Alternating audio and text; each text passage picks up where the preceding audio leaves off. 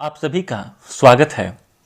जैसा कि आपको पता होगा कि जैक बोर्ड ने अपने प्रथम सार्वधिक परीक्षा 2021-22 के लिए मॉडल प्रश्न पत्र जारी कर दिया है।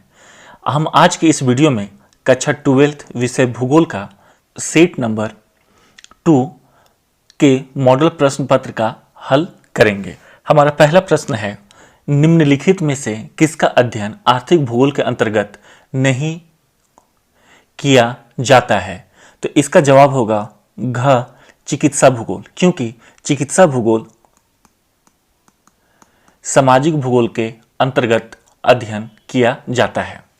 दूसरा प्रश्न है, सैन्य भूगोल मानव भूगोल के किस शाखा का भाग है?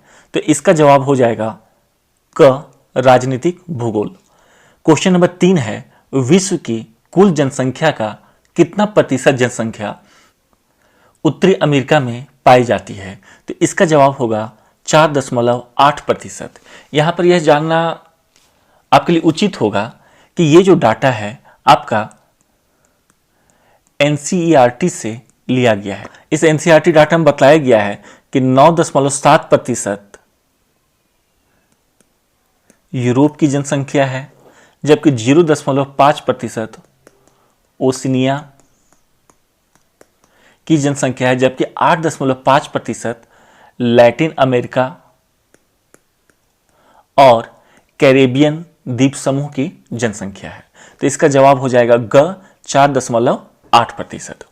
चौथा प्रश्न है, जनसंख्या आकार में विश्व में ब्राजील का कौन सा स्थान है? तो इसका स्थान है 5वां। इससे पहले जो देश हैं उनमें है चीन है पहले स्थान पर, दूसरे स्थान पर है भारत, तीसरे स्थान पर है यूएसए और चौथे स्थान पर है इंडोनेशिया और 5वें स्थान पर है ब्राजील।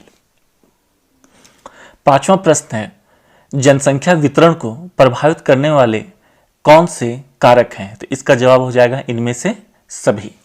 छठा प्रश्न है, ईसा की पहली शताब्दी में विश्व की जनसंख्या कितनी थी? तो इसका जवाब होगा 30 करोड़ से कम। सातवां प्रश्न है, थॉमस माल्थस ने अपने सिद्धांत को किस वर्ष प्रतिपादित किया था? तो इसका जवाब होगा ख 1798। 1798 में इन्होंने एसे ऑन पॉपुलेशन में अपने सिद्धांत को बतलाया था। क्वेश्चन नंबर 8 है, जनसंख्या वितरण को प्रभावित करने वाला कौन सा प्रमुख आर्थिक कारक है? तो इसका जवाब हो जाएगा घ खनिज। क्वेश्चन नंबर 9 है, जन्म और मृत्यु के अतिरिक्त जनसंख्या आकार को परिवर्तित करने वाले कारक हैं। तो इसका जवाब होगा इनमें से सभी घ, क्योंकि प्रवास का अर्थ होता है स्थान परिवर्तन, और स्थान परिवर्तन जब इंसान करता है तो ए स्थान से बी स्थान पर वो जाएगा।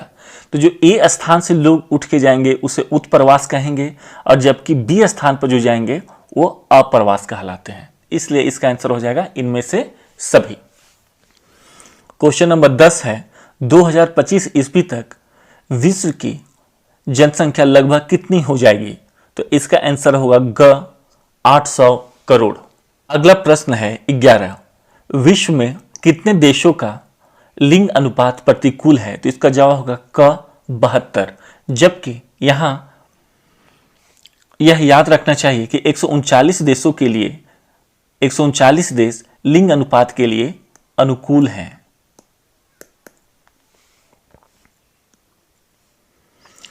अगला प्रश्न है 12, निम्नलिखित में से किस देश का आयु लिंग पिरामिड घंटी के आकार का है? तो इसका जवाब हो जाएगा क ऑस्ट्रेलिया। यह स्थिर जनसंख्या वाला देश है। क्वेश्चन नंबर 13, विकसित देशों में कौन सी क्रिया सबसे कम की जाती है? तो इसका जवाब होगा क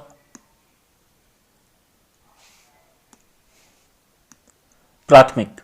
नंबर 14 है, संकीर्ण आधार और शुंडाकार शीर्ष वाले पिरामिड किस तरह से किस तरह की स्थिति को दर्शाता है?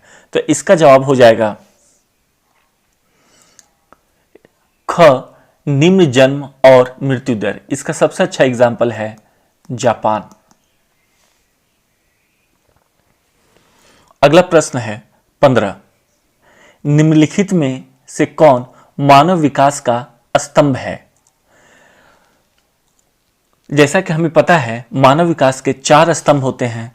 पहला होता है समता, दूसरा होता है सतत पोषणीयता, तीसरा होता है उत्पादकता और चौथा होता है सशक्तिकरण। तो इस आधार पर इसका आंसर होगा घ, उपरोक्त सभी। 16 नंबर प्रश्न है, मानव विकास सूचकांक स्कोर 0.701 से 0.799 के बीच का स्तर क्या कहलाता है? तो इसका जवाब होगा ख, उच्च सूचकांक। क्वेश्चन नंबर 17, उच्च मानव विकास समूह में कितने देश सम्मिलित हैं? तो इसका जवाब होगा क, 53। क्वेश्चन नंबर 18 है, मानव विकास सूचकांक में भारत के किस राज्य का स्तर बेहतर है? तो इसका जवाब हो जाएगा क, केरल।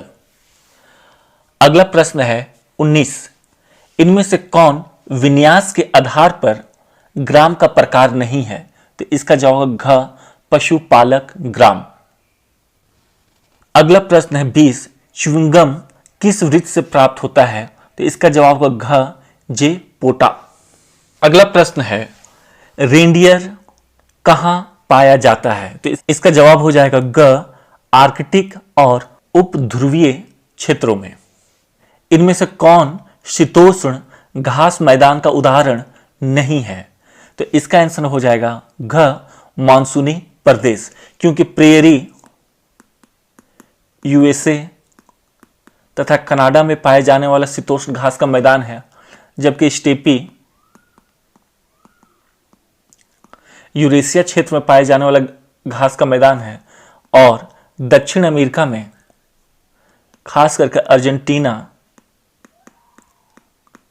अर्जेंटीना में पंपास शीतोष्ण घास के मैदान पाए जाते हैं। तो इसका जवाब है घ। अगला प्रश्न है, फजेंडा शब्द का प्रयोग किस फसल के बागान के लिए किया जाता है? तो ये हो जाएगा ख, कॉफी बागान। ब्राजील के कॉफी बागानों को फेजेंडा कहा जाता है। 24वां प्रश्न है, किस कृषि प्रणाली में सर्वाधिक कार्य यंत्रों द्वारा संपन्न किए जाते हैं? तो इसका जवाब है ख, विस्तृत वाणिज्य अनाज कृषि। अगला प्रश्न है 25, इनमें से कौन कुटीर उद्योग का उदाहरण है? तो इसका जवाब क, पत्थर एवं मिट्टी के बर्तन। अगला प्रश्न है क्वेश्चन नंबर 26, भारत का कौन सा उद्योग सार्वजनिक क्षेत्र का नहीं है? यहां सार्वजनिक क्षेत्र का सिंपल सा अर्थ होता है सरकारी स्वामित्व। तो अगर हम देखेंगे इस जो टिस्को है ये टाटा कंपनी के अधीन है, तो इसका जवाब हो जाएगा क, टिस्को, जबकि इसको, विस्को और मिस्को सेल के अंतर्गत आते हैं। क्वेश्चन नंबर 27 है, संचार किस आर्थिक क्रिया के अंतर्गत आता है? तो इसका जवाब हो जाएगा ग, तृतीयक। क्वेश्चन नंबर 28 है, इनमें से कौन सी क्रिया चतुर्थक क्रिया के अंतर्गत आती है? इसका आंसर हो जाएगा ख, अनुसंधान सूचना प्रौद्योगिकी। अगला प्रश्न है 29, नोबेल पुरस्कार विजेता अमर्त्य सेन ने विकास का मुख्य ध्येय किस रूप में देखा है? तो इसका हो जाएगा क, स्वतंत्रता में वृद्धि। 30 नंबर प्रश्न है, लामा मुख्यतः किस पर्वतीय भाग में पाया जाता है? तो इसका जवाब हो जाएगा ख, एंडीज पर्वत। क्वेश्चन नंबर 31 है, यूनानी शब्द मेगालोपोलिस का प्रयोग सर्वप्रथम किसने किया था? तो इसका जवाब हो जाएगा जीन गॉटमैन ने। जीन गॉटमैन ने 1957 में इस शब्द का प्रयोग किया था और इसके लिए हिंदी में शब्द होता है विश्व नगरी। क्वेश्चन नंबर 32, जो गांव झीलों, तालाबों आदि के चारों ओर बस्ती बस जाने से विकसित होते हैं, कौन सा प्रतिरूप कहलाते हैं? इसका आंसर हो जाएगा क वृत्ताकार, क्योंकि कोई भी झील या तालाब जनरली वृत्ताकार रूप में ही होते हैं और यहां पर यदि कोई बसाव बसेगा तो इसका प्रतिरूप वृत्ताकार ही होगा। अगला प्रश्न है 33। भारत के कौन सा नगरीय क्षेत्र में छावनी बोर्ड स्थित नहीं है? तो यहां पर देखेंगे रामगढ़ में छावनी बोर्ड स्थित है। जैसा कि हमें पता है रामगढ़ में आपका पंजाब रेजिमेंट और सिख रेजिमेंट का छावनी है। वाराणसी में भी आपको कैंट मिल जाएगा, मतलब यहां भी छावनी क्षेत्र आपको मिल जाएगा। रांची में दीपा टोली में, रांची का जो दीपा टोली क्षेत्र है वो आपका छावनी क्षेत्र के अंतर्गत आता है। तो इसका जवाब हो जाएगा घ धनबाद। धनबाद में किसी भी प्रकार का कोई भी छावनी क्षेत्र नहीं है।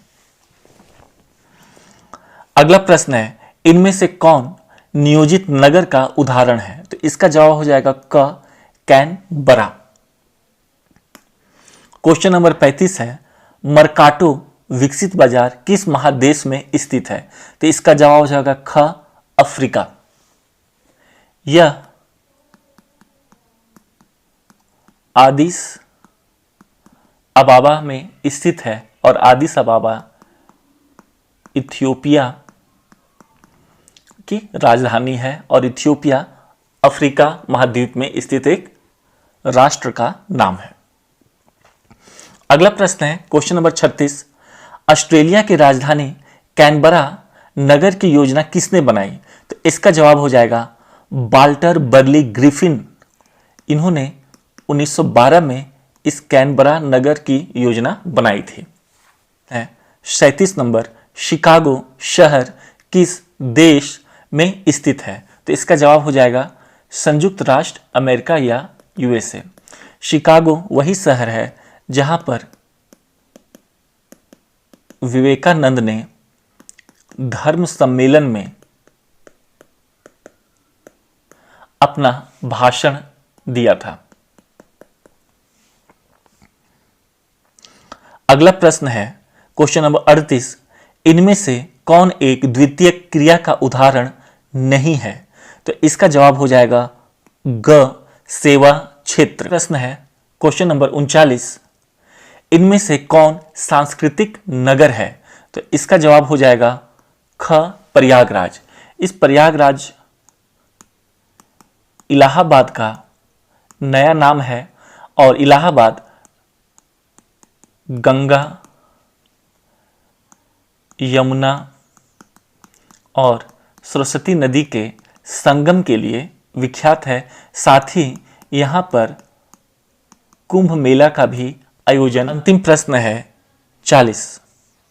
रेडिकल विचारधारा ने निर्धनता के कारण बंधन और सामाजिक असमानता को व्याख्या करने के लिए किसके सिद्धांत का प्रयोग किया? इसका जवाब हो जाएगा मार्क्स, कार्ल मार्क्स।